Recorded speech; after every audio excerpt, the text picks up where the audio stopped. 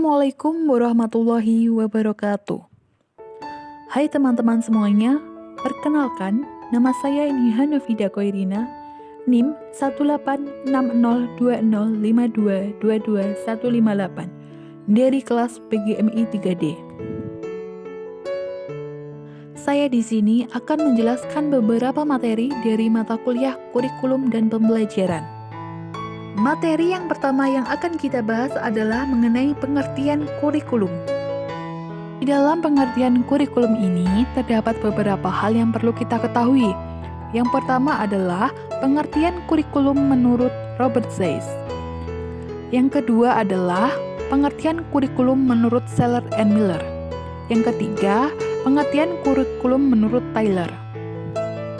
Untuk materi yang kedua adalah mengenai konsep kurikulum. Di dalam konsep kurikulum ini terdapat beberapa hal yang akan kita bahas. Yang pertama adalah kurikulum sebagai ide. Yang kedua adalah kurikulum sebagai dokumen atau rencana. Yang ketiga, kurikulum sebagai hasil. Baik teman-teman semuanya, langsung saja kita menuju ke materi yang pertama, yakni pengertian kurikulum. Kurikulum menurut Robert Sayce. Ada dua unsur pokok yang ditekankan dari pengertian kurikulum, yaitu yang pertama adalah isi kurikulum. Adalah mata pelajaran subjek matter yang diberikan pihak sekolah dan harus ditempuh oleh setiap siswa. Yang kedua, tujuan utama pendidikan atau kurikulum agar siswa menguasai setiap mata pelajaran yang diberikan.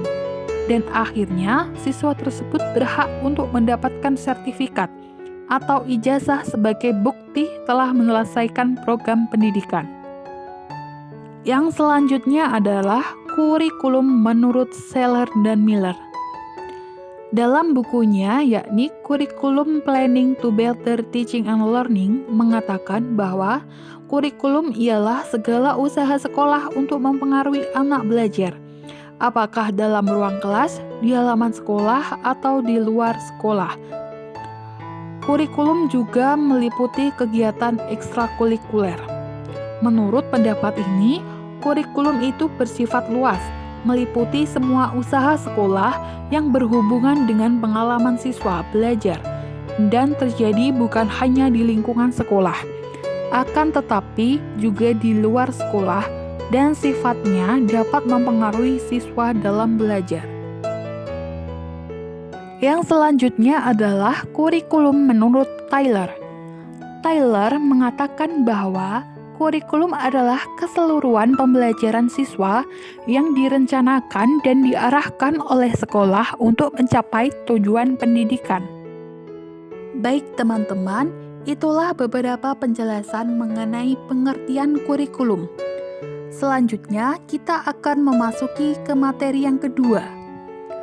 Materi yang kedua ini akan membahas mengenai konsep kurikulum.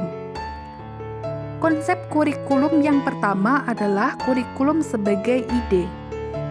Artinya, kurikulum itu adalah kumpulan berbagai gagasan-gagasan atau pemikiran tentang rencana pendidikan yang akan dilakukan. Gagasan yang dimaksud adalah konsep-konsep pendidikan yang berkembang, dan perlu dilakukan terobosan pemikiran yang kritis, kreatif, dan inovatif sebagai jawaban dari permasalahan pendidikan yang segera memerlukan solusinya. Konsep kurikulum yang selanjutnya adalah kurikulum sebagai dokumen. Artinya, kurikulum merupakan sebuah dokumen tertulis yang isinya terkait dengan rumusan tujuan-tujuan, kumpulan materi-materi yang akan diajarkan, metode atau pendekatan yang akan digunakan, dan evaluasi yang akan dilaksanakan. Dokumen tertulis ini berisi program pendidikan secara tertulis, sehingga dapat dijadikan pedoman dalam melaksanakan kegiatan pendidikan. Konsep kurikulum yang terakhir adalah kurikulum sebagai hasil. Artinya, kurikulum disusun dan dikembangkan dengan melihat hasil yang diinginkan atau dibutuhkan oleh pengguna lulusan, dalam hal ini adalah masyarakat. Para pengembang dan perancang kurikulum dapat memulai rancangannya dengan melihat output yang dihasilkan. Baik teman-teman, sekian yang dapat saya sampaikan. Apabila ada kekurangan dan kesalahan kata, saya mohon maaf.